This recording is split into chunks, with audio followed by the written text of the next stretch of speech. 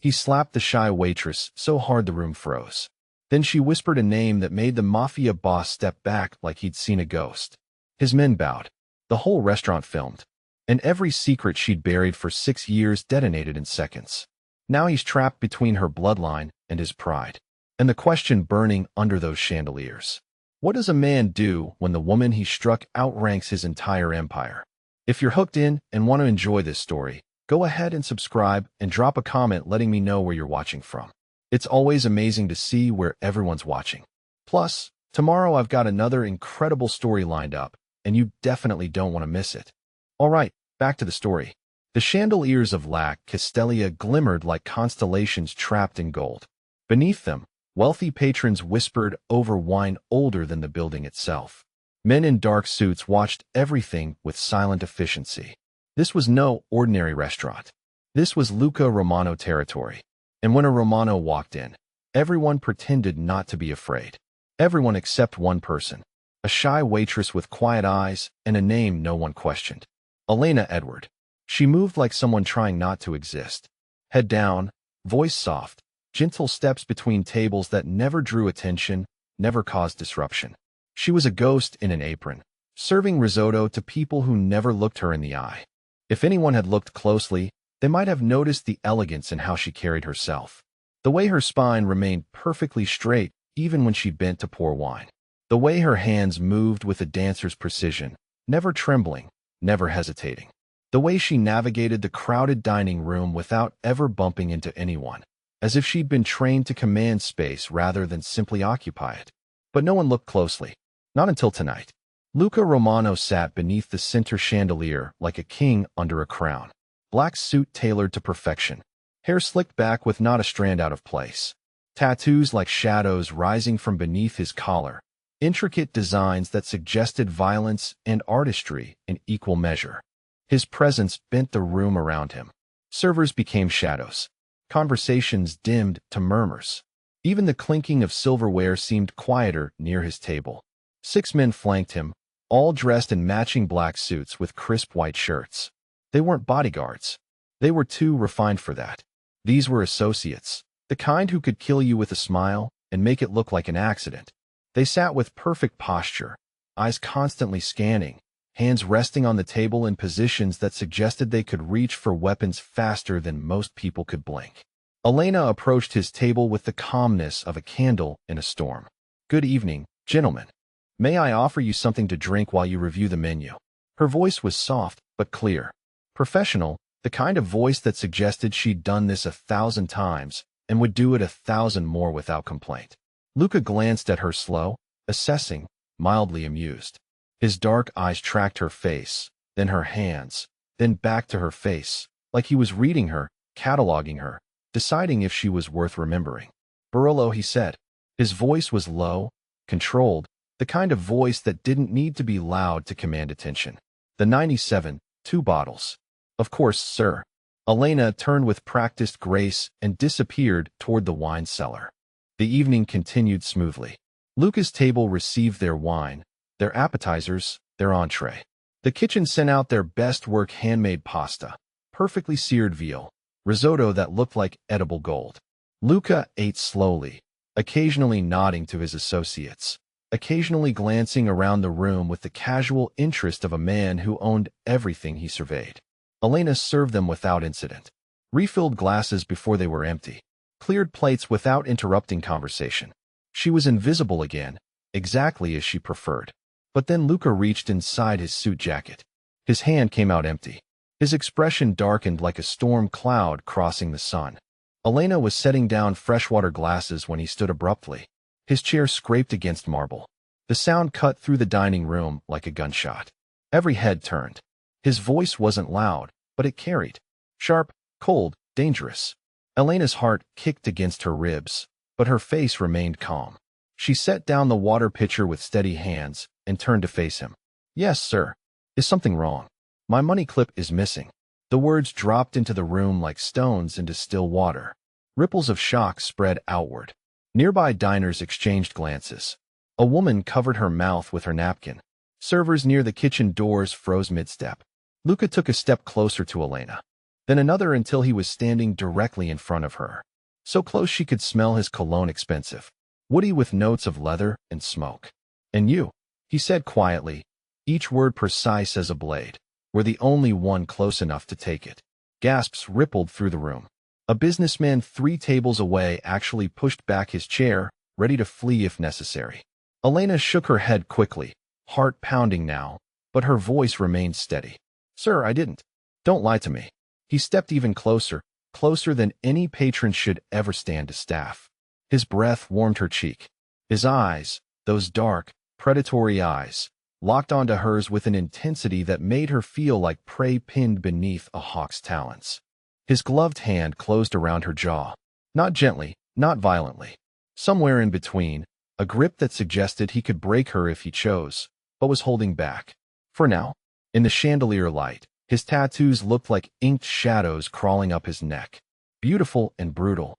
"You think I don't know a thief when I see one?" he hissed, voice low enough that only she could hear. "You think I don't recognize desperation?" Elena's pulse thundered in her ears. Her hands trembled at her sides. But something deeper than fear began rising in her chest. Something older, something she'd spent 6 years trying to bury. "Sir, I swear." He cut her off with an open palm slap. The crack echoed through La Castiglia like thunder in a cathedral. Elena's head snapped sideways.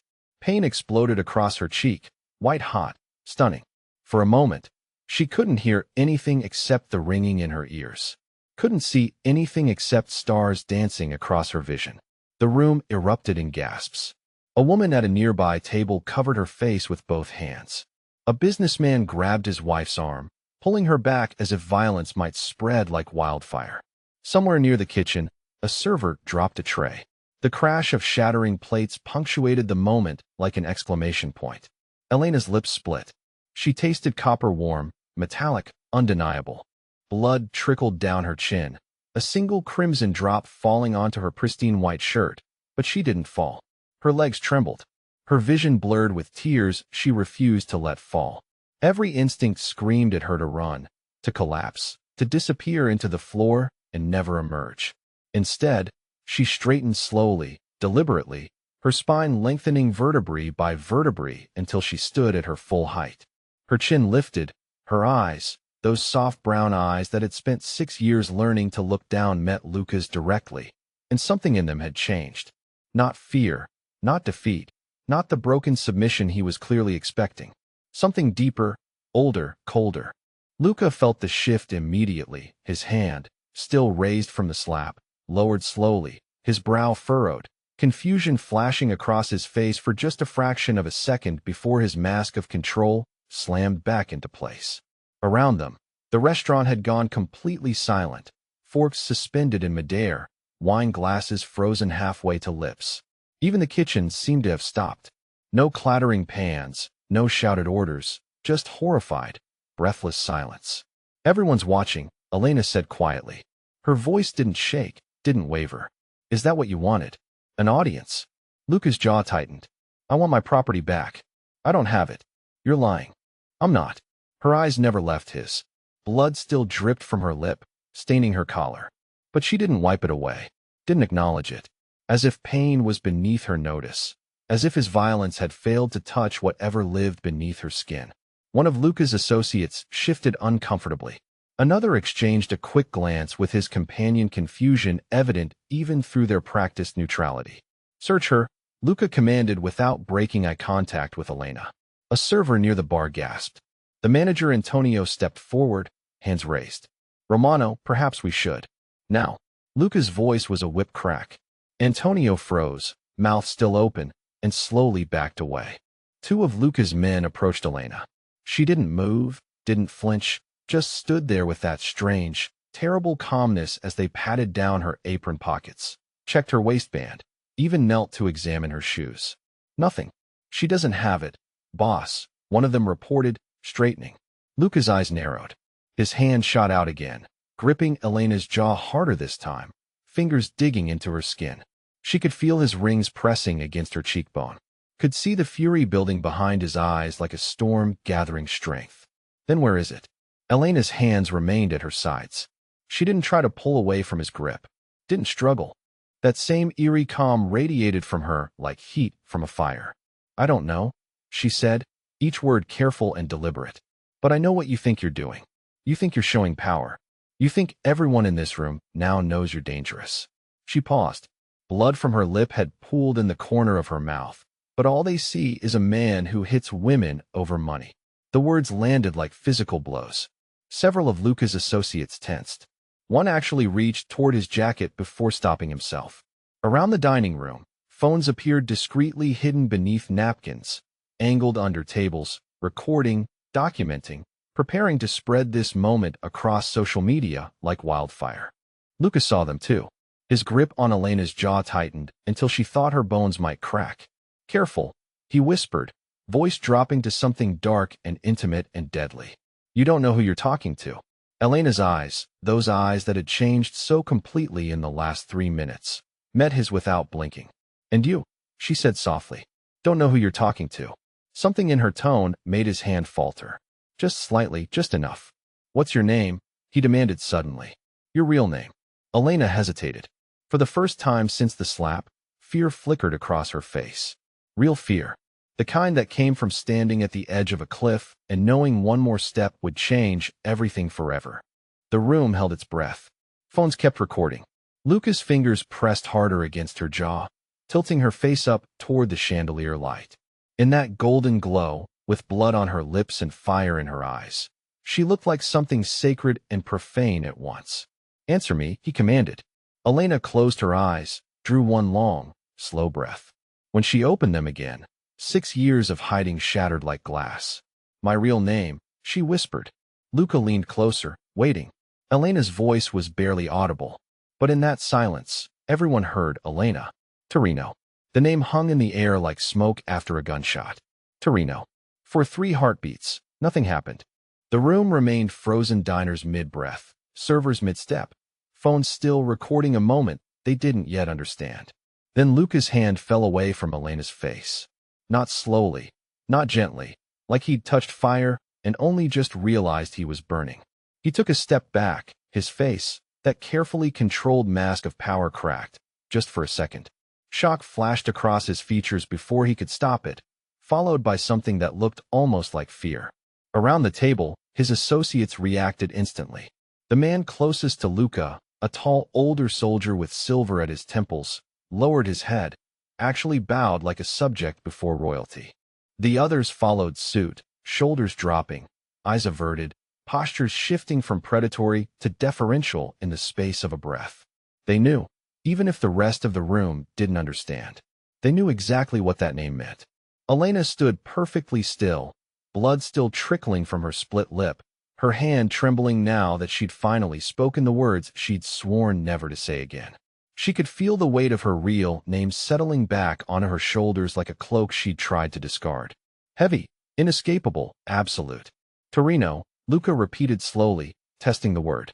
His voice had changed completely. No longer sharp and commanding, but careful, measured like he was walking through a minefield and had just realized every step could be his last. Around the dining room, confusion rippled through the crowd. Tourists looked at each other, bewildered. A businessman pulled out his phone, typing the name into Google, but the locals, the real New Yorkers, the ones who understood the city's hidden architecture of power, their faces paled. An elderly man in an expensive suit actually stood up, threw cash on his table, and walked out without a word. His wife followed, casting one last frightened glance at Elena before disappearing through the door. "You're lying," Lucas said, but there was no conviction in it. Just desperate hope that she was. Elena laughed a short, bitter sound. "Why would I lie about that? Do you think I wanted you to know?" She wiped the blood from her chin with the back of her hand, smearing red across her skin. In the chandelier light, with her hair slightly disheveled from his grip and fire burning in her eyes, she looked nothing like the shy waitress who'd served his table an hour ago. She looked like exactly what she was. Luca's mind was racing. She could see it in his eyes. He was remembering his father's warnings whispered in dark rooms when Luca was young enough to still listen. The names you never cross. The families above the families. The bloodlines so old, so respected that even monsters showed deference. The Torino line goes back for centuries. His father had said once. Voice grave. Before the five families, before Prohibition, before America even knew what organized crime was. They don't operate in the streets, Luca. They don't scramble for territory or fight over drug corners. They simply exist, and everyone respects that existence. You cross a Torino, you cross history itself. Luca had been 15. He nodded, filed the information away, assumed it was just old men romanticizing the past. Now, staring at the waitress he'd just slapped, he understood his father hadn't been romanticizing anything. You can't be, he said, voice low, almost pleading. The Torino family, they don't work service jobs. They don't hide. They don't. I left, Elena interrupted. Her voice was steadier now, stronger. 6 years ago, I wanted a normal life. I wanted to be Elena Edward. Nobody special, nobody dangerous, nobody worth remembering. I wanted to serve pasta and pour wine and go home to a quiet apartment and read books and be invisible. She stepped closer to him. Luca, the man who'd made grown men weep, who'd built an empire on fear, actually took a step back. But you couldn't let me have that, could you? Elena continued, each word sharp as broken glass. You had to make a scene, had to show everyone how powerful you are, had to put your hands on me in front of witnesses because a piece of metal went missing from your pocket. I didn't know. Luca started. You didn't ask. Elena's voice rose, finally cracking with emotion. Not fear, fury. You didn't question, didn't investigate. You just assumed that because I'm a waitress, because I'm a woman, because I looked weak to you, that I must be a thief. Around them, Luca's associates were sweating. The silver-haired one caught Luca's eye, shaking his head almost imperceptibly. Step back. Fix this before it's too late. Luca's jaw worked, his hands clenched and unclenched at his sides. Elena could see him warring with himself. Pride versus survival, arrogance versus wisdom. The Torino family, he said finally, voice barely above a whisper. They have a saying. Touch one of ours. Answer to all of ours. Elena smiled, but there was no warmth in it. I see you were paying attention to your father's lessons. Luca's face went white. Clear the room, he said suddenly, turning to his men. Everyone out now. His associates moved immediately, gesturing to confused diners, ushering staff toward exits. Antonio tried to protest. Romano, the bill, Now. Within minutes, the Castiglia emptied like water from a broken glass. Wealthy patrons fled. Staff disappeared into the kitchen and out the back door. Phones kept recording until the last possible second, until only Elena and Luca remained, standing under golden chandeliers in an empty restaurant that suddenly felt like a tomb. The silence was deafening. No clinking glasses, no murmured conversations, no kitchen sounds bleeding through the walls. Just Elena and Luca standing 6 feet apart under chandeliers that suddenly seemed too bright, too accusatory. The empty tables around them felt like an audience of ghosts bearing witness to something neither of them could take back. Luca loosened his tie. The small gesture, so human, so vulnerable, looked wrong on him, like watching a statue crack. Why, he asked finally. His voice was different now. No command in it, no threat, just genuine, bewildered curiosity. Why would someone from the Torino bloodline serve wine to strangers? Elena touched her split lip gingerly, wincing. The bleeding had slowed, but not stopped. Her uniform was ruined. Blood on the collar, wrinkles from his grip, the fabric bearing witness to violence she'd spent 6 years trying to avoid. Because the Torino bloodline comes with expectations, she said quietly. Traditions, rules, a life that was chosen for me before I could even speak. Do you know what it's like to have your entire existence mapped out? Every friendship vetted, every relationship assessed for strategic value. Every word you speak measured against 4 centuries of legacy. She laughed bitterly. I was 20 years old when they told me who I'd marry. A good alliance, they said, beneficial for both families. He was 43. I'd met him twice, but my opinion didn't matter because I wasn't Elena. I was a Torino, a chess piece. Luca's expression shifted, something almost like understanding flickering across his face. So you ran, he said. I ran. Elena wrapped her arms around herself, suddenly looking smaller. Younger, changed my name, found this job, learned to be nobody, and it worked. Luca, for 6 years, I was free. I was just me, not a legacy, not a symbol, just a woman who poured wine and went home and lived her own life. She met his eyes. Until tonight, Luca turned away, running a hand through his perfectly slicked hair, disrupting it for the first time. When he turned back, some of his composure had returned, but it looked like armor hastily reassembled, still protective, but visibly cracked. "I thought you were a thief," he said. "I wasn't." Elena's voice was flat. "But you didn't care what I actually was, did you? You saw what you wanted to see. What was convenient to see? A weak woman who could be intimidated. A nobody who wouldn't fight back. Someone beneath your notice except as a target for your anger." Luca flinched. The accusation hit home because it was true. "You're right," he said quietly. The admission sucked air from the room. "I didn't see you as human," Luca continued, meeting her fury with unexpected honesty. "I saw you as a problem, a theft, an inconvenience in my evening, and I reacted the way I've been trained to react, with violence, with power, with the certainty that I could do whatever I wanted without consequences." He paused, jaw working. "I was wrong about all of it." Elena stared at him. This man who'd hurt her, exposed her, dragged her back into a world she'd fled. She should want revenge. Should want him bleeding, broken, destroyed. But looking at him now, stripped of his certainty, she didn't see a monster. She saw someone dangerous. Yes, damaged, certainly, but also real. More real than he'd been in the restaurant when he'd been performing power for an audience. "What are you going to do now?" she asked. Luca's eyes met hers. "I don't know." For the first time tonight, he was telling the complete truth. "I could disappear. I could change my name, find a new life, hope your family doesn't hunt me down.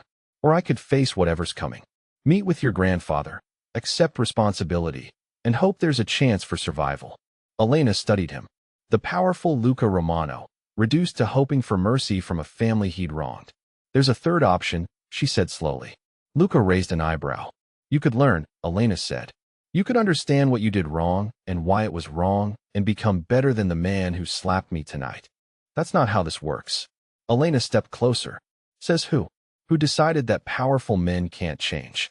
Who wrote the rule that said you have to stay exactly as you are, trapped in violence and fear and the certainty that might makes right?" She was close enough now that he could see the gold flecks in her brown eyes, could smell the faint scent of her perfume beneath the metallic tang of blood. "Maybe the old rules are broken, Luca. Maybe there's a different way to be powerful." Before he could respond, a sound made them both turn, a door opening. One of Luca's associates stepped in, the silver-haired one. He held something small and glittering between his fingers. "Boss," he said carefully, "we found it. Your money clip. It slipped through a tear in your coat lining. Probably happened when you sat down." He placed it on the nearest table. Diamond-encrusted, expensive, meaningless. Lucas stared at it like it was a live grenade. The associate bowed slightly to Elena, a gesture of respect that would have been unthinkable an hour ago, and left quickly. The silence returned, heavier now. Elena looked at the money clip, at Luca, at her blood-stained uniform, at the elaborate waste of everything that had just happened. "I was innocent," she said softly. Luca closed his eyes. When he opened them, something had shifted. The arrogance was gone. The certainty. What remained looked uncomfortably like shame. "Yes," he said. "You were." Elena turned toward the door. Luca's voice stopped her. "I owe you a conversation. A real one." She looked back at him. This man who'd struck her. This man who'd exposed her. This man who now stood in an empty restaurant looking less like a king and more like someone who'd just realized he'd made a catastrophic mistake. "You owe me more than that," she said quietly. "But a conversation is a start." Luca Romano had apologized exactly 3 times in his adult life. Once to his mother on her deathbed. Once to his father's memory, standing over his grave. Once to a priest in a confessional he'd never entered again. Never to a woman. Never to someone he'd wronged. Never to someone who could destroy him with a single phone call. He looked at Elena, blood drying on her chin, her uniform ruined, her eyes sharp with something between fury and exhaustion, and felt words stick in his throat like broken glass. "I don't know how to do this," he admitted finally. Elena crossed her arms. "Do what?" "Apologize to someone like you. Someone like me." Her voice was flat. "Dangerous? You mean a Torino? Or a woman? Or just a person you misjudged?" "All 3. Luca took a step closer, then thought better of it and stopped. "In my world, apologies are weakness, blood in the water. You apologize and people see opportunity. They see something to exploit. Then maybe your world is broken, Elena said quietly. Luca's laugh was harsh. Maybe it is, but it's the only one I know. He rubbed his jaw, looking uncomfortable in a way she suspected he rarely looked. I'm sorry, he said suddenly. The words came out rough, unpracticed. I'm sorry I hit you. I'm sorry I accused you. I'm sorry I exposed you when you'd worked so hard to stay hidden. Elena blinked. She'd expected many things from this conversation, but not that. Not genuine remorse from a man who ruled through fear. You're sorry, she repeated. Yes. Do you mean that? I think so. Elena almost smiled. You think so? Luca ran his hand through his hair again, destroying what remained of its perfect styling. I've never apologized and meant it before, so I don't know if I'm doing it right. But I know what I did was wrong, and I know you didn't deserve it, and I know I can't take it back no matter how much I might want to. Elena studied his face, searching for deception, for manipulation, for any sign that this was another performance. She found none, just exhaustion and something that might have been genuine regret. It's a start, she said finally. What happens now? Luca asked. Now, Elena said, touching her split lip again. Now I go home to my small apartment and try to figure out how to live with the fact that Elena Edward is dead and Elena Torino is back. And you? Luca looked around the empty restaurant. Now I wait for your grandfather to decide whether I live or die. The silence stretched between them, heavy with possibility and threat. Then Elena did something that surprised them both. She reached into her apron pocket and pulled out a pen. Tearing off a piece of receipt paper, she wrote something and handed it to him. What's this? My phone number. Lucas stared at the slip of paper like it might explode. Elena shrugged. You said you wanted a conversation. A real one. Maybe we both need to figure out what that looks like. She walked toward the door, then paused. Luca. Yes. The next time you think about putting your hands on someone you perceive as weak, remember this moment. Remember that you can't always see the power someone carries until it's too late. She left him standing alone in the empty restaurant, surrounded by gold and crystal and the lingering ghost of his mistake. Elena's hands shook as she unlocked the door to her apartment. The small studio in Brooklyn looked exactly as she'd left it 6 hours ago. Minimalist furniture, books stacked on every surface, a single window overlooking a fire escape. Safe, quiet, hers, except it didn't feel safe anymore. She locked the door, checked it twice, then collapsed against it, sliding down until she sat on the floor with her knees pulled to her chest. The tears came suddenly, violently, not from pain, though her cheek throbbed and her lip burned. From loss, from the shattering of 6 years of carefully constructed freedom, from the weight of a name she tried so hard to escape, settling back onto her shoulders like chains. Elena Torino, she'd spoken it out loud in front of witnesses, in front of Luca Romano and his men, and all those phones recording, uploading, spreading the news across the city like wildfire. By morning, everyone would know. By morning, her grandfather would come. Elena pulled herself up, stumbled to the bathroom, and stared at her reflection. Her cheek was swollen, already purpling. Her lip was split, crusted with dried blood.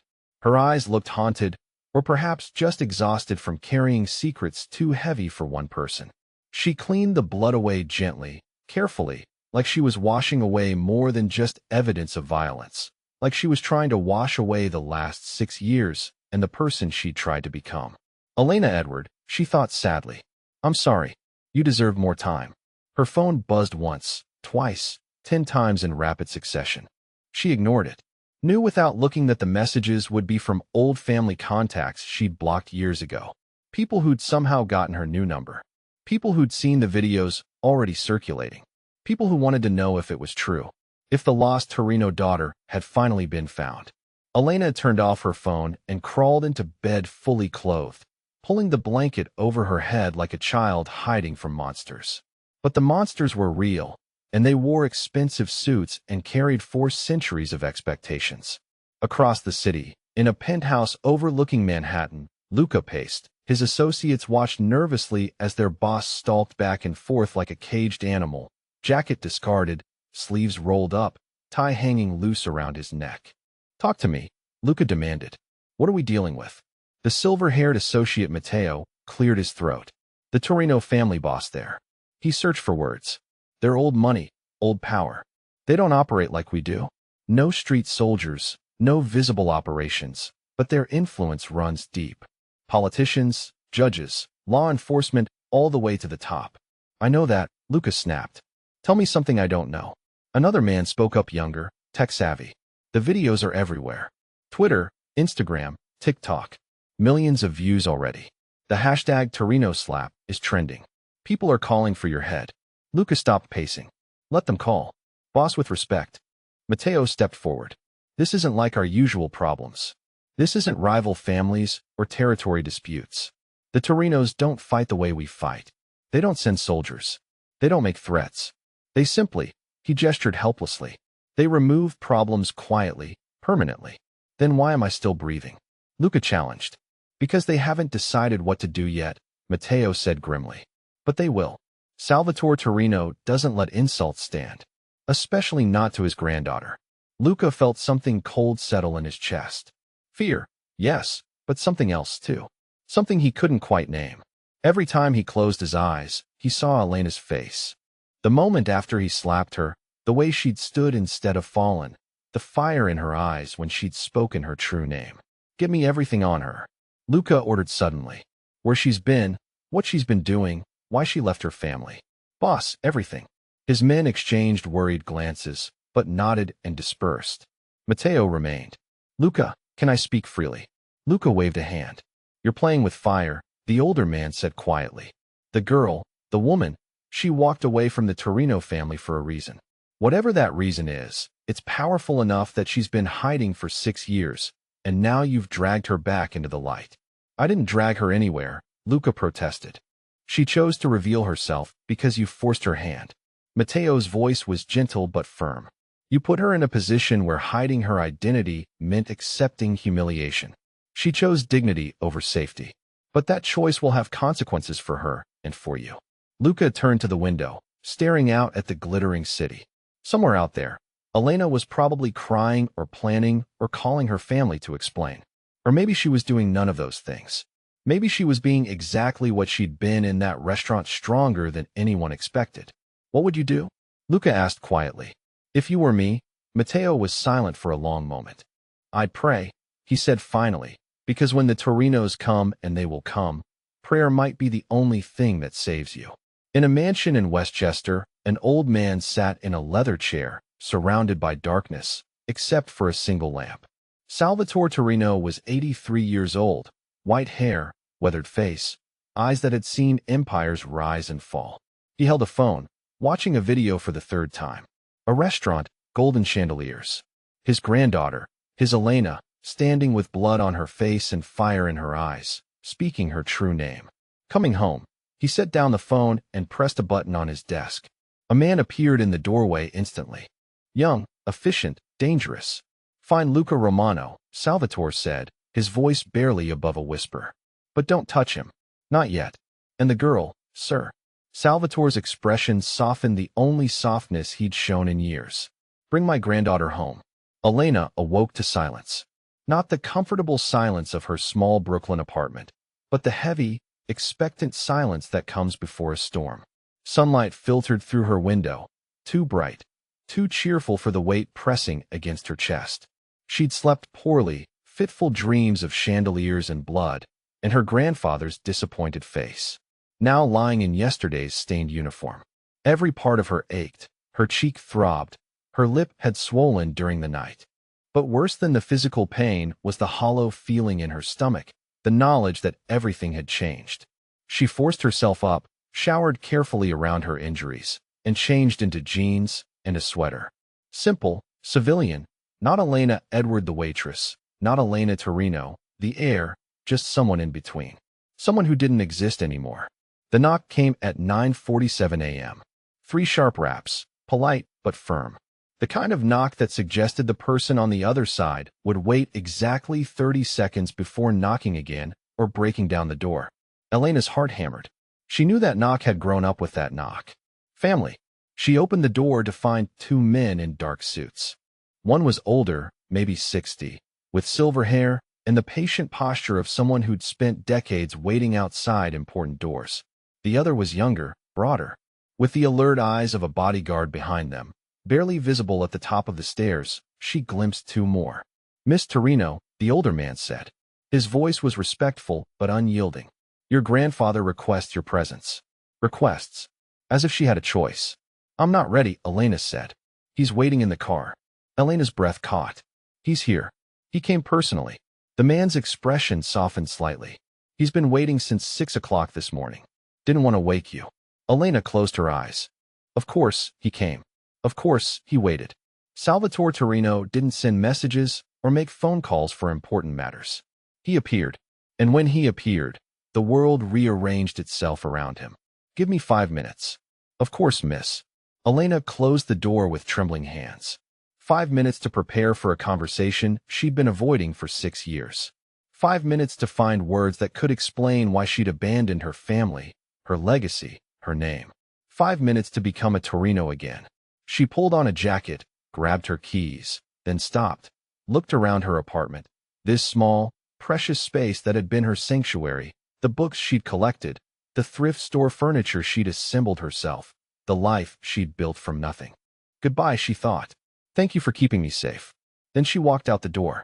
The car was a black Mercedes, understated, but unmistakably expensive, the kind that whispered wealth rather than shouting it.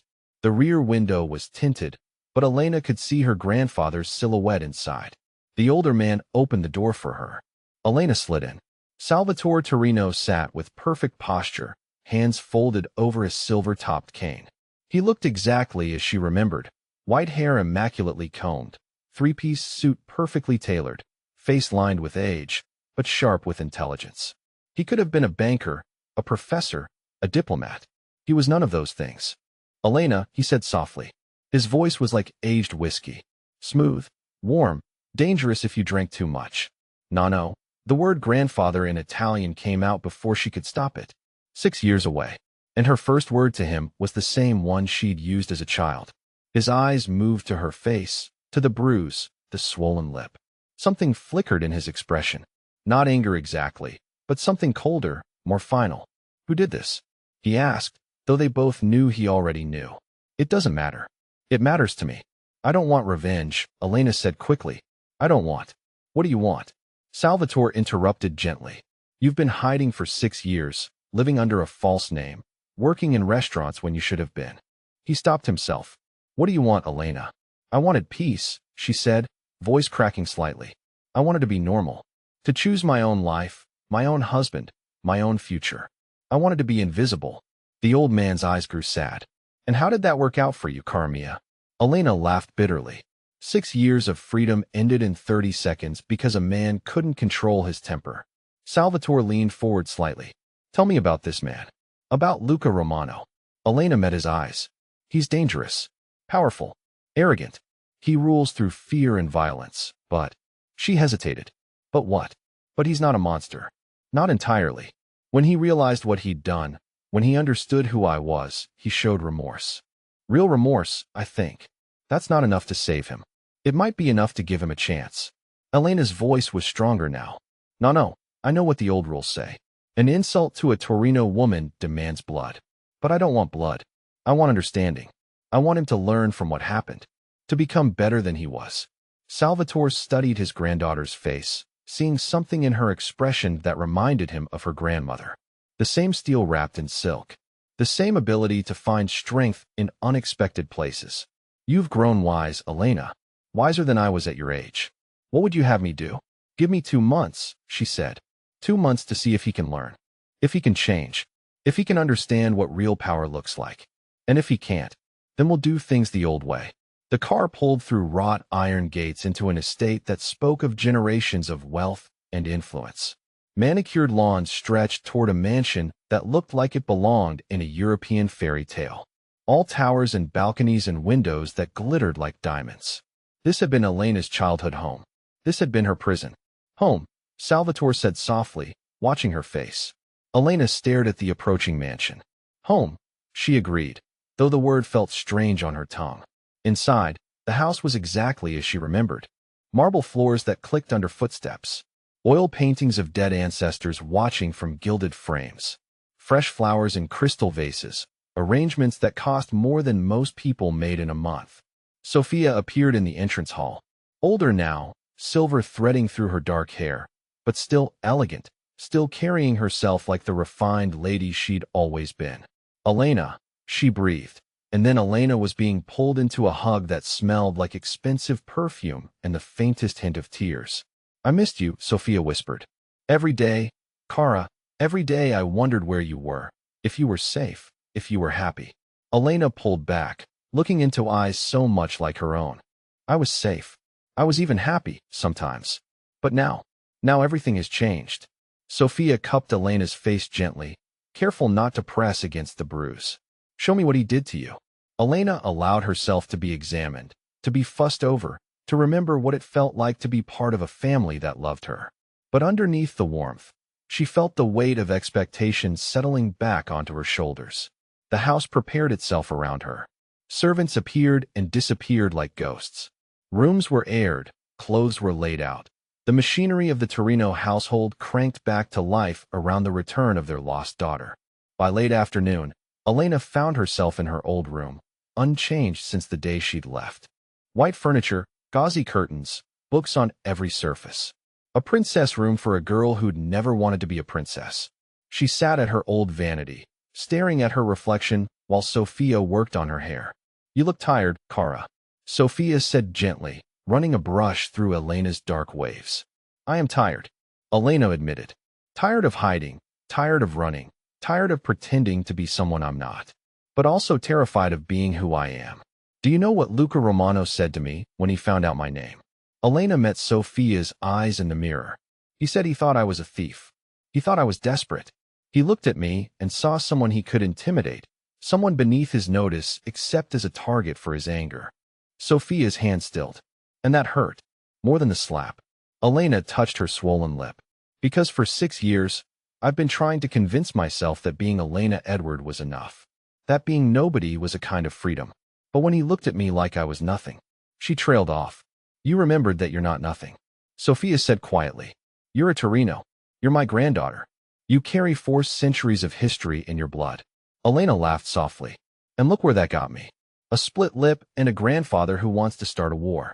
Sophia set down the brush and turned Elena's chair so they were facing each other. Elena, listen to me. What happened last night, it wasn't your fault. But it also wasn't an accident. You've been living in 2 worlds for 6 years, trying to keep them separate. But worlds collide, Kara. They always do. The question is what you do when they crash together. Elena stared at herself in the mirror. The shy waitress was gone. In her place stood someone she barely recognized. Someone who looked like she belonged in oil paintings and history books. You look like your grandmother, Sophia said softly. She had that same fire in her eyes. I don't feel like fire, Elena admitted. I feel like I'm drowning. Then drown elegantly. Darling, it's what we do best. At precisely 2 p.m., the gates opened again. Elena watched from a second-floor window as another black car rolled up the driveway. Her breath caught when Luca stepped out. He wore a different suit, charcoal gray, impeccably tailored.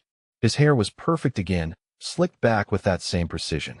But something about him looked different, smaller somehow, despite his height, like the estate itself was swallowing him. 3 men followed him out. Not 6, 3. A concession, a show of respect or fear. Matteo, the silver-haired associate, walked beside Luca, speaking quietly. Luca nodded, jaw tight, shoulders tense. This was not a man on his own territory. This was a man walking into the lion's den. Knowing the lions were hungry, Elena's hands gripped the windowsill. Sophia appeared beside her. Nervous. Neither is he. Sophia linked arms with her. Come, let's remind Luca Romano what happens when you strike a Torino. They descended the grand staircase together. Below in the main hall, Salvatore waited. Behind him stood 4 men, family soldiers, though they looked more like bankers than thugs. Quiet power, old power, the kind that didn't need to announce itself. The front door opened. Luca Romano walked in. His eyes swept the hall, cataloging exits, counting soldiers, assessing threats before landing on the staircase. On Elena. She watched his expression change, saw recognition flash across his face, followed by something that looked almost like awe. This wasn't the waitress he'd slapped. This was Elena Torino in her natural element, surrounded by her family, armored in legacy and silk.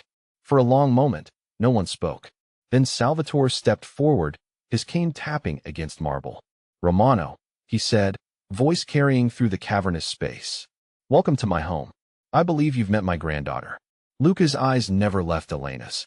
"I have." Salvatore's smile was thin, dangerous. "Then you understand why you're here." Luca finally tore his gaze away from Elena, facing Salvatore directly. "I understand, sir." "Then let's talk," Salvatore said. "About respect, about consequences, about what happens when young men forget that some names carry more weight than fear." He gestured toward his study. Luca followed, Matteo at his side. But before disappearing through the door, Luca looked back one last time at Elena, standing on the staircase like a portrait come to life. Their eyes met, and something unspoken passed between them. Not forgiveness, not friendship, but recognition. Two people from two worlds, colliding in ways neither had expected. The study door closed, and Elena realized she was holding her breath. Elena wasn't supposed to be in the room. "This is men's business," Sophia had said, steering her toward the sitting room where coffee and small talk waited. But Elena was done being steered, done being protected, done being anyone other than exactly who she was. So when Salvatore's assistant opened the study door to bring in refreshments, Elena walked in behind him. The conversation stopped immediately. Salvatore raised an eyebrow. Luca half rose from his chair. Matteo looked like he wanted to object, but wisely stayed silent. "Elena," Salvatore said carefully. "This discussion is about me," Elena interrupted. "My face, my name, my humiliation. I think I deserve to be here." Silence stretched like pulled thread. Then Salvatore smiled, genuinely pleased. "Sit, granddaughter." Elena took the empty chair beside her grandfather directly across from Luca, close enough to see the tension in his jaw, the careful control in his posture, the way his hands rested on his knees like he was physically restraining himself from fighting, fleeing, reaching for her. "We were discussing reparations," Salvatore said smoothly. "What Mr. Romano owes our family for his indiscretion. I've offered monetary compensation," Lucas said, voice tight. "Generous compensation." Elena's laugh was sharp. "You think money fixes this?" "I think." Luca's eyes locked on hers. "I think I don't know what fixes this. I've apologized. I've come here to your family's home and subjected myself to judgment. What more do you want? I want you to understand what you took from me." The words came out raw, unplanned. Elena felt Salvatore's surprised glance, but didn't look away from Luca. "I had a life," she continued, voice shaking. "Small, quiet mine. I served tables, read books, fell asleep watching television. Normal, boring, free, and you took that. With one slap, you destroyed 6 years of peace. I didn't know because you didn't ask." Elena leaned forward, eyes blazing. "You didn't see me as human enough to deserve questions. Just guilty until proven innocent. Just another body in your way." Luca flinched. Actually flinched like her words hit harder than any physical blow could. "You're right," he said quietly. The admission sucked air from the room. "I didn't see you as human," Luca continued, meeting her fury with unexpected honesty. "I saw you as a problem, a theft, an inconvenience in my evening, and I reacted the way I've been trained to react, with violence, with power, with the certainty that I could do whatever I wanted without consequences." He paused, jaw working. "I was wrong about all of it." Salvatore watched this exchange like a chess master, observing a game. Matteo sat frozen, probably terrified his boss would say something that got them all killed. "Being wrong isn't enough," Elena said. Luca's voice was rough, "but it's all I have. I can't undo the slap. Can't erase the videos. Can't give you back your anonymity. So I'm here, offering myself up for whatever punishment your family deems appropriate." "Punishment," Salvatore mused.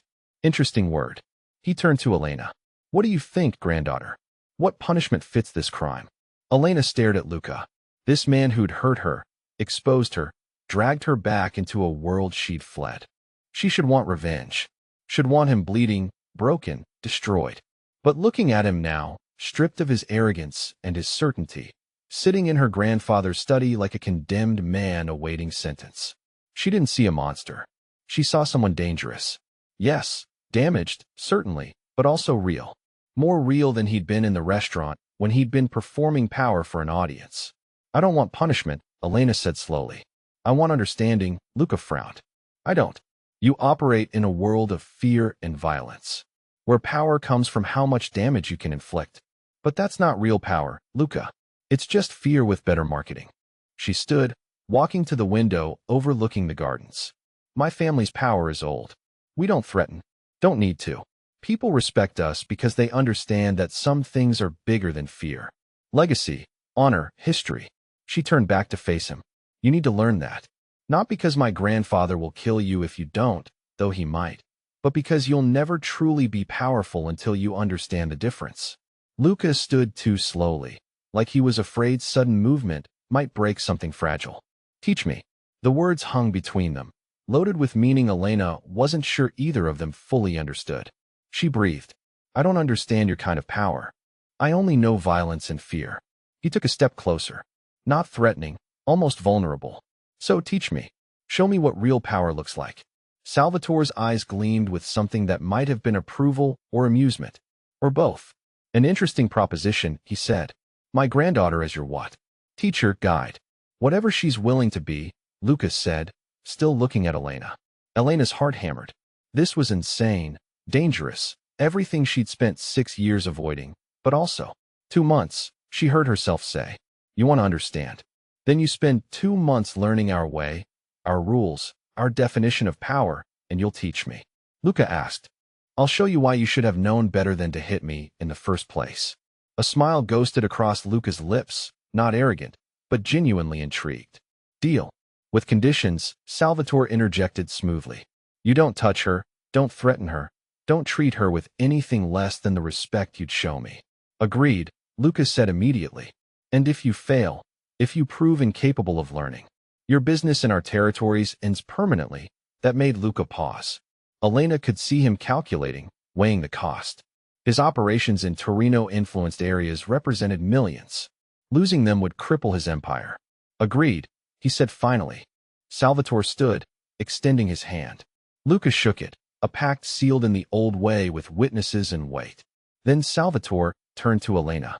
I hope you know what you're doing, granddaughter. I don't, Elena admitted. But neither does he. So we're even. Matteo cleared his throat. Boss, perhaps we should go, Lucas said, not looking away from Elena. Wait outside. I'll be there shortly. Matteo hesitated, then bowed slightly to Salvatore and left, closing the door behind him. 3 people remained in the study. Salvatore smiled. I'll give you 5 minutes. But Elena, the door stays open. He left too, cane tapping against marble, leaving Elena and Luca alone under oil paintings of Torino ancestors who'd probably never imagined a scene quite like this. You didn't have to do that, Lucas said quietly. Offer to teach me. Your grandfather would have handled this. He would have destroyed you, Elena corrected slowly, quietly, but completely.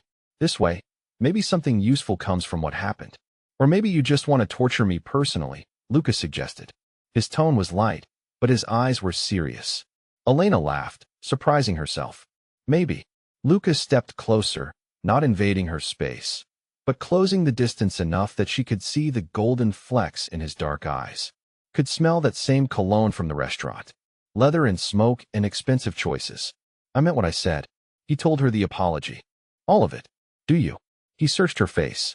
Because I need you to know that when I saw you on that staircase, I saw someone I'd gravely underestimated. And I don't make that mistake often. Is that respect or attraction? Elena asked before she could stop herself. Luca's smile was slow. Can it be both? Elena's breath caught. This was complicated, dangerous, everything she shouldn't want. But she didn't step back. 2 months, she said softly. Then we'll see what you've learned and what I've survived. 3 weeks later, Elena walked into La Castiglia for the first time since the slap heard around New York. The restaurant had changed. Or maybe she had. Antonio, the manager, saw her first. His face went white, then red, then white again. He rushed over, words tumbling out. Torino, Elena, we had no idea. It's fine, Antonio. Elena's voice was calm, assured. The voice of someone who'd spent 3 weeks relearning how to carry power. I'm not here to cause trouble. I'm here for dinner. Of course, your best table immediately. My old station, actually. Elena smiled at his confusion. I'd like to see Sophia. She covered my shifts, didn't she? Antonio nodded, still bewildered, and led her to the back. The kitchen staff froze when she entered. Sophia, young, nervous, holding a tray of appetizers, nearly dropped everything. Elena, Miss, I'm sorry about. Elena pulled her into a hug. Thank you for covering and for not gossiping about me after everything. Sophia's eyes filled with tears.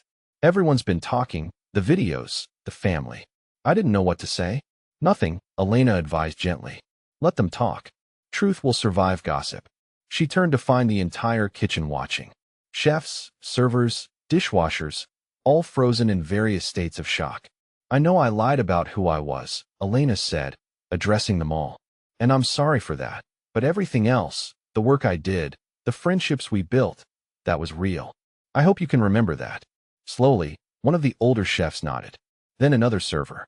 Then Sophia was hugging her again, and suddenly the kitchen felt warm instead of terrifying when Elena emerged into the dining room. She wasn't surprised to see Lucas sitting at his usual table. Their eyes met across the restaurant. He stood a gesture of respect he'd learned over 3 intense weeks. 3 weeks of meetings at the Torino estate of history lessons and philosophy debates of Luca learning that power without honor was just tyranny with better clothes. He'd been surprisingly teachable. Elena approached his table, aware that every eye in the restaurant was tracking her movement. The whispers would start soon.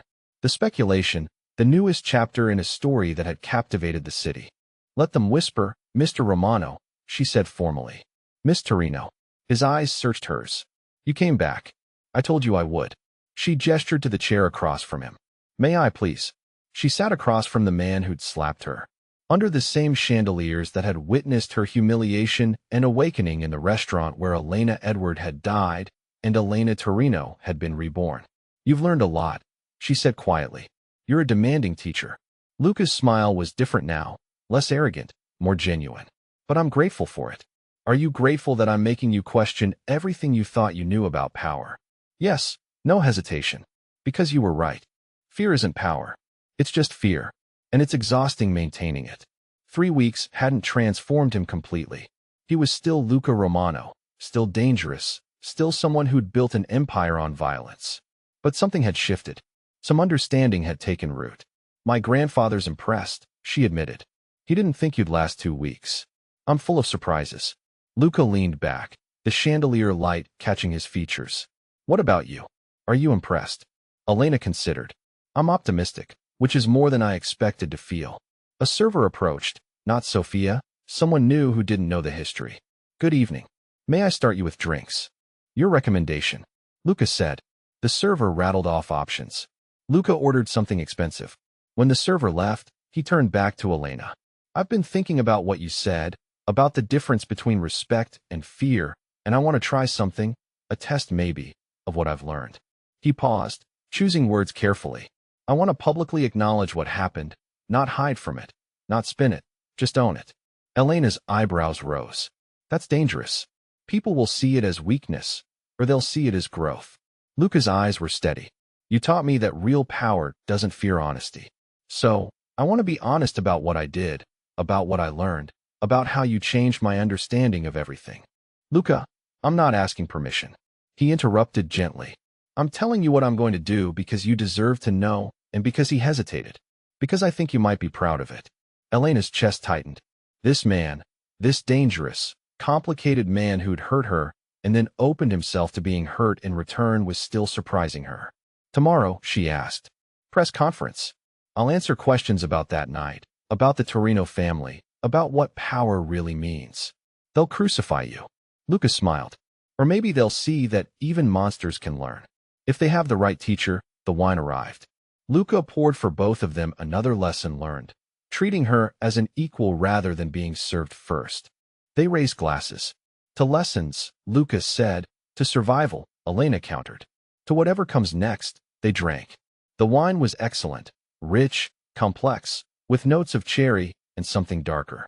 Around them, the restaurant continued its elegant dance. Diners came and went. Chandeliers glittered. Life moved forward.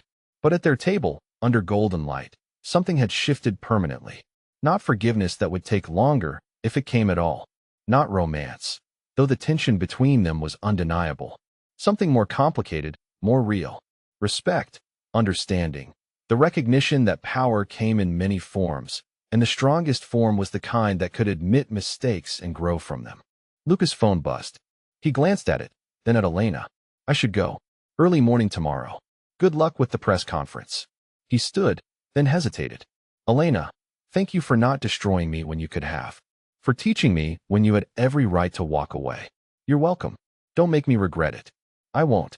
He bowed slightly, a gesture he'd learned from her grandfather, and left. Elena sat alone at the table, finishing her wine slowly. She felt eyes on her from around the restaurant, heard the whispers starting. The speculation about why Elena Torino was having dinner with Luca Romano let them wonder. She knew the truth. She was exactly where she was supposed to be. Not hiding, not running, but standing in the full light of who she was. Bruised but unbroken, changed but not defeated. A Torino who'd learned that sometimes the most powerful thing you could do was refuse to let violence define you. Sophia appeared with a dessert menu. On the house, Elena, whatever you want. Tiramisu, and Sophia. I'm coming back to work next week. Sophia's eyes widened. Really? But you don't have to. I want to. Elena's voice was firm. I'm Elena Torino. But I'm also Elena who serves excellent wine and remembers regulars' orders. Both can be true because that was the final lesson. The one she taught Luca, but had to remember herself. Power wasn't about choosing one identity over another. It was about owning all of who you were, every part, every contradiction, every complicated truth, and refusing to apologize for it. The chandeliers of La Castellia glimmered like constellations trapped in gold. And beneath them, Elena Torino sat and ate tiramisu and planned her future. A future where she was finally, completely powerfully herself. Thanks for sticking with this story till the end. If you enjoyed it, you're going to love the next one. It's packed with unexpected turns and heartfelt moments. Click the image on your screen to keep the journey going, and make sure to subscribe for more amazing stories. Drop a comment and rate this story from 1 to 10. I can't wait to see what you think. 2 months had passed since that dinner at La Castiglia, and Elena Torino had learned something unexpected about teaching power. It was harder than wielding it. Luca Romano sat across from her in the estate's library, a room lined with leather-bound volumes that had witnessed centuries of Torino decisions. Sunlight filtered through tall windows, casting golden rectangles across the Persian rug where they'd spread documents, maps, and reports. Today's lesson involved territory, but not the kind most people would expect. These are the community centers we fund, Elena explained, pointing to locations marked on a detailed map of the city.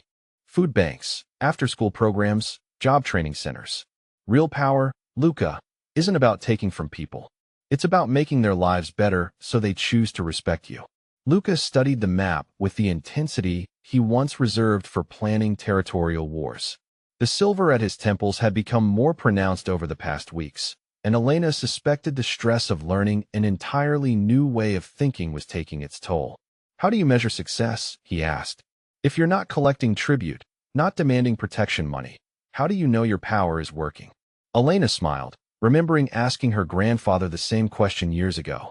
Children who graduate from our programs don't join rival families.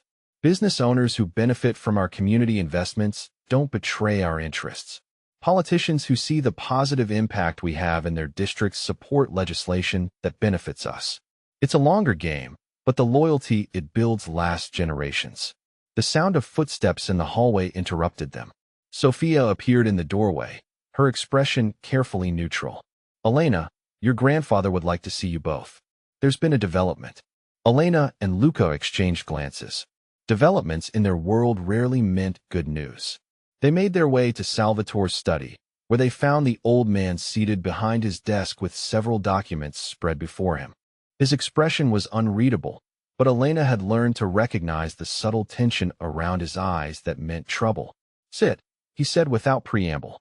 Elena took her usual chair, while Luca remained standing, a habit he'd developed during these family meetings. It seems your education has attracted attention, Luca. The Romano family's recent changes in operation haven't gone unnoticed by your competitors. What kind of attention? Luca asked, though his voice suggested he already knew the answer wouldn't be pleasant. The Benedetti family has been testing your borders, Salvatore continued. Small things at first. Delayed shipments, intimidated suppliers, A few of your lower-level associates approached with better offers. They're probing for weakness. Elena felt her stomach tighten. The Benedettis were old enemies of the Romans, the kind who measured strength only in blood and fear. They would see Luca's attempts at change as vulnerability, an opening to exploit. How bad is it? Elena asked. 3 of your warehouses were hit last night, Salvatore replied, sliding photographs across the desk. Professional work. No one was killed, but the message was clear. They took everything and left calling cards. Luca picked up one of the photos, his jaw tightening as he examined the destruction.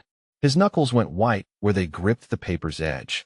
2 months ago, Elena realized, he would have been planning retaliation before the smoke cleared. Now he stood silent, wrestling with what he'd learned about the cost of violence. What do you want to do? Elena asked quietly. Luca set down the photograph and met her eyes. 6 months ago, I would have burned down 3 of their operations by sunrise. But that's the old way. The way that keeps the cycle going. He paused, choosing his words carefully. What would you do? Elena considered. The Benedettis are testing to see if your transformation is real or performance. If you respond with the old violence, you prove them right and lose everything we've worked toward. But if you do nothing, they'll see weakness and escalate until you have no choice but to fight. So what's the third option? Luca asked. Elena stood and walked to the window overlooking the estate's gardens. Sometimes the best way to demonstrate new power is to use it in ways your enemies don't expect. She turned back to face him. We don't hit their warehouses. We hit their reputation. Salvatore leaned forward, interested despite himself. Explain. Elena returned to the desk and pulled out her phone, scrolling to a number she'd hoped never to use. The Benedettis run their territory through fear, but fear only works if people believe you're untouchable. What if the community saw them differently? She placed a call, and when someone answered, she spoke with quiet authority. This is Elena Torino. I need you to prepare a full investigation into Benedetti construction contracts with the city. Focus on the school renovations and the hospital expansion. I want every code violation, every safety shortcut, every bribed inspector documented and ready for release. When she hung up, Luca was staring at her with something approaching awe. You're going to destroy them in the press. I'm going to let them destroy themselves, Elena corrected. The Benedettis have been cutting corners on public projects for years, endangering children and sick people to increase their profits. When this information becomes public, every politician who's ever taken their money will run for cover. Their city contracts will disappear. Their reputation will be ruined. And most importantly, the community will see that there are consequences for endangering innocent people. Salvatore's smile was razor-thin. And when their income drops and their influence evaporates, their own soldiers will begin to question their leadership. Very good, Elena. You've learned well. But what about the immediate threat? Luca asked. They won't stop testing my territory just because they're facing bad publicity. Elena pulled out another document, one she'd been preparing for weeks. That's where the new alliances come in. The community centers we fund, the job training programs, the small business loans. Every person whose life we've improved becomes an asset. The warehouse workers who saw the Benedetti attacks, the shop owners who depend on safe streets, the parents whose children attend our after-school programs. They become our eyes and ears. She spread out a different map, this one showing the neighborhood networks they'd built over the past months. When the Benedettis move against us, we'll know hours before they act. When they try to recruit in our territories, they'll find communities that already have good reasons to refuse them. It's not about having more soldiers, Luca. It's about having more people who choose to stand with you. The room fell silent as both men absorbed the implications of what she'd outlined. It was a completely different kind of warfare, one based on loyalty earned rather than fear imposed. Luca finally spoke. How long do we have before this Benedetti situation escalates? Salvatore consulted his notes. Based on their pattern, I'd estimate another week before they move from probing to direct confrontation. They'll want to see how you respond to the warehouse attacks before committing to larger operations. Elena nodded. That gives us time to set the pieces in motion. The investigation will go public in 3 days, just as the community mobilization reaches full strength. By the time the Benedettis realize what's happening, they'll be fighting on multiple fronts without the resources they've depended on. And if it doesn't work? Luca asked quietly. If they escalate anyway, Then we'll have proven that some people can't be reached through anything but the old ways, Elena replied. But we'll know we tried something better first. The blood that follows won't be on our conscience because we'll have exhausted every alternative. Luca was quiet for a long moment, and Elena could see him weighing everything he'd learned against everything he'd once believed. Finally, he nodded. Let's do it. Let's see if new power is stronger than old fear. As they left Salvatore's study, Elena felt the weight of what they were attempting. This wasn't just about stopping the Benedettis or saving Luca's territory. This was about proving that change was possible in a world built on violence, that cycles of revenge could be broken by people brave enough to choose a different path. 3 days later, the first news reports broke. Investigation reveals safety violations in Benedetti construction projects. By evening, every major news outlet in the city was covering the story. Parents whose children attended schools built by Benedetti companies demanded answers. Hospital workers whose lives were endangered by substandard construction called for prosecutions. City council members who'd approved the contracts scrambled to distance themselves from the scandal. Elena watched the coverage from her apartment, the same small space in Brooklyn she'd kept as a reminder of who she'd once been. Her phone rang constantly as reporters tried to reach her for comment, but she let them go to voicemail. This wasn't about the Torinos gaining glory. This was about consequences finally reaching people who'd thought themselves above them. Luca called that evening, his voice carrying a mixture of amazement and exhaustion. It's working, he said without preamble. The Benedettis are scrambling to contain the damage. Half their city contracts were suspended today, and 3 of their political allies publicly withdrew support. What about their response to us? Elena asked. That's the strange part, Luca replied. They've gone quiet. No retaliation, no escalation. It's like they're waiting to see how much worse this gets before they decide what to do about it. Elena smiled. That's exactly what we wanted. They're fighting a fire they didn't expect, using resources they can't spare. Every day they spend managing this crisis is a day they can't use planning attacks against you. The plan worked better than Elena had dared hope. Within a week, the Benedetti family was in full crisis mode. Federal investigators had joined the local inquiry. Construction unions were demanding safety reviews of all their projects. Most importantly, their reputation for untouchable power had been shattered in the most public way possible. The final test came 10 days after the story broke. Elena was having dinner with her grandfather when his phone rang. He answered with his usual quiet authority, then handed the device to Elena. It's for you. Elena took the phone, recognizing the voice immediately. Vincent Benedetti, the family patriarch, sounded older than she remembered. Miss Torino, he said, his voice carrying the weight of defeat. I'm calling to request a meeting. A meeting about what? Elena asked, though she already knew. About ending this war before it destroys us all, Vincent replied. Your methods have been enlightening. Perhaps it's time for old men to learn new ways. Elena looked at her grandfather, who nodded slightly. Tomorrow evening, she said. Neutral ground. I'll send you the address. After she hung up, Salvatore smiled with genuine pride. You've accomplished something I wasn't sure was possible, Elena. You've made an enemy choose surrender over escalation. It's not surrender, Elena corrected. It's evolution. The Benedettis will have to change their methods to survive in this new environment. And if they can't change, they'll be replaced by people who can. The next evening, Elena stood in a small conference room in a downtown hotel, watching 3 generations of the Benedetti family file in. Vincent, his son Marco, and his grandson Anthony. 3 men who'd built their power on fear and intimidation, now forced to negotiate from a position of weakness.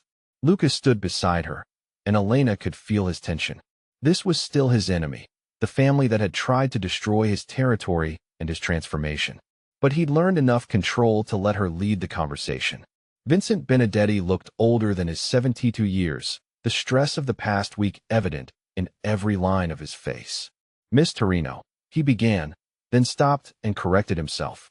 Elena, thank you for agreeing to this meeting. Elena took her seat at the small table, gesturing for the others to do the same. What do you want to discuss, Vincent? The old man was silent for a moment, choosing his words carefully. For 40 years, my family has operated according to certain rules. Rules about respect, territory, and consequences. But your recent actions have shown me that perhaps these rules are outdated. Elena waited, saying nothing. In negotiation, Silence was often more powerful than words. Marco Benedetti, Vincent's son, shifted uncomfortably in his chair. With respect, Father, we can't just abandon everything we've built because one operation went wrong. It wasn't one operation, Marco, Vincent replied sharply. It was the complete dismantling of our reputation and political influence in less than 2 weeks.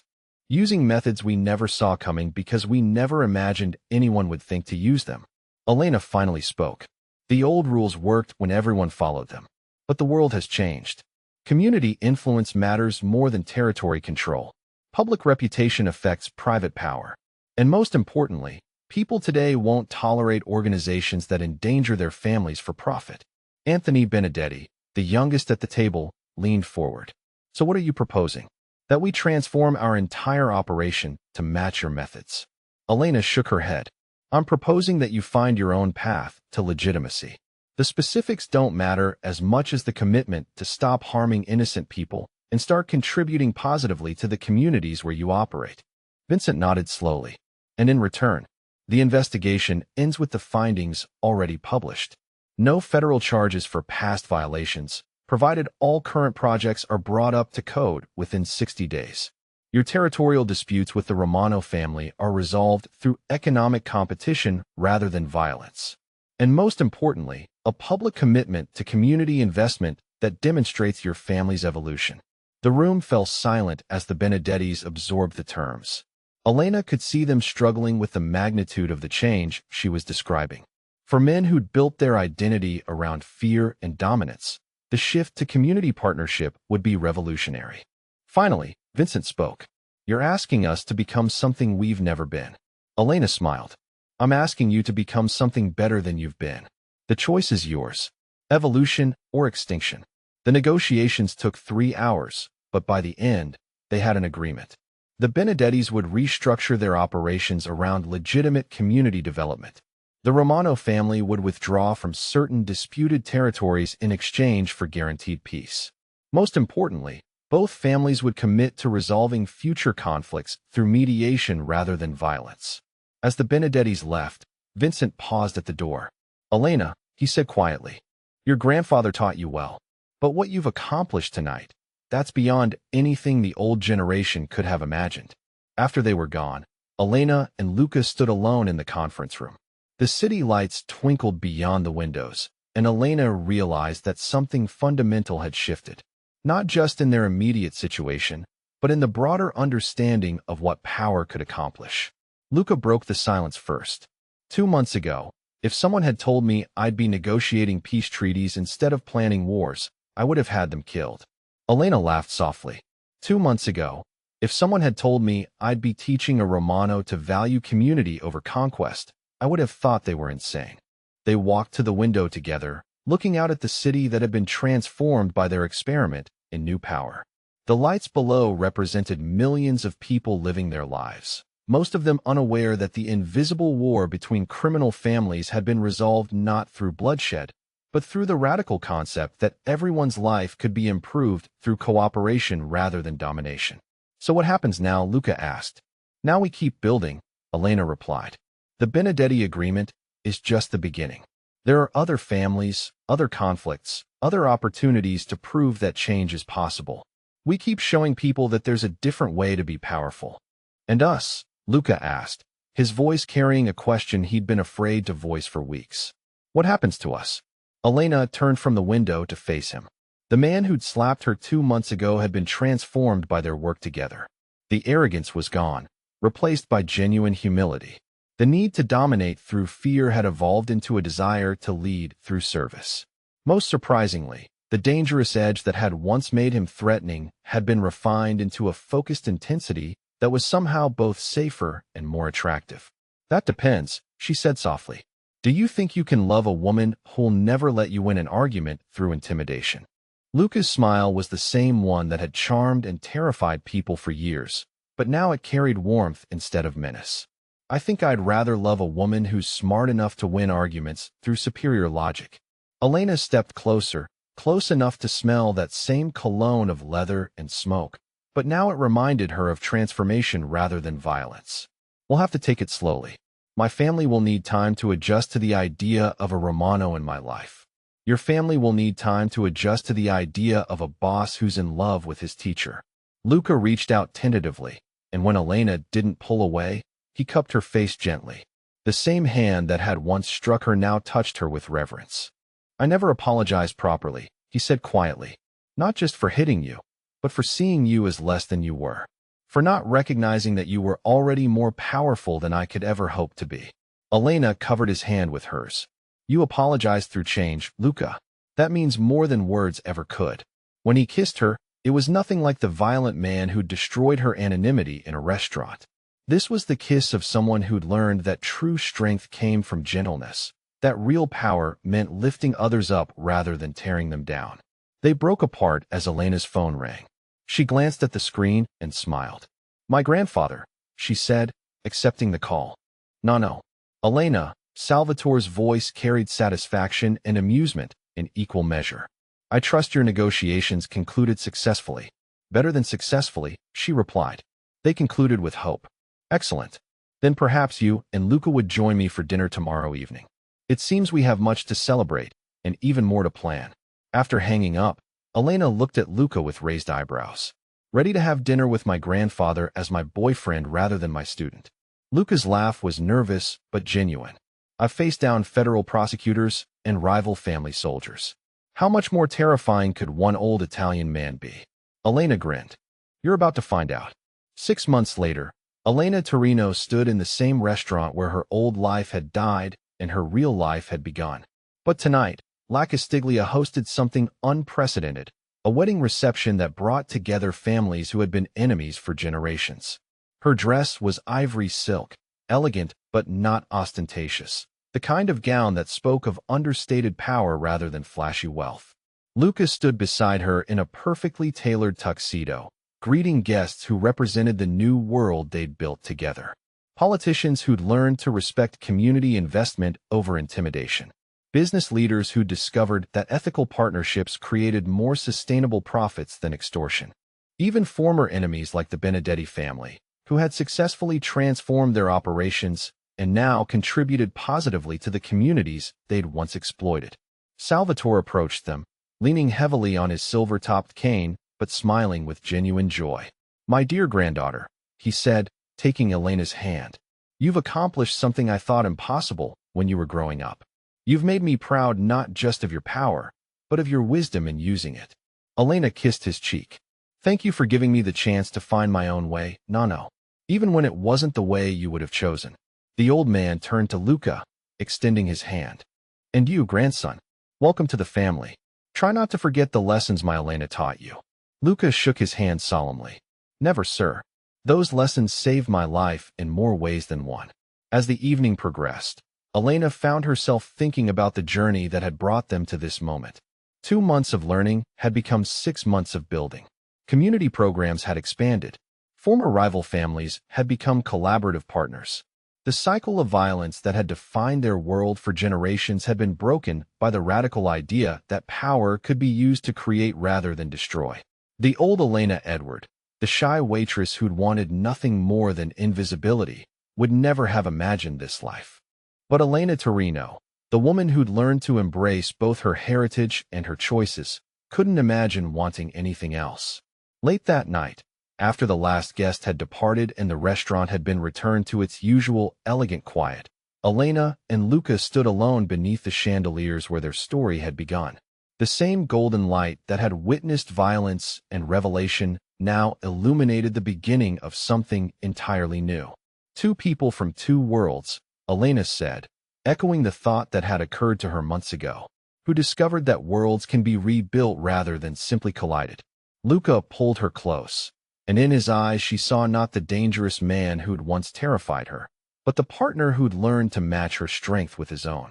To building new worlds, he said softly. To building them together, Elena agreed. Outside, the city continued its ancient rhythm, but something fundamental had changed.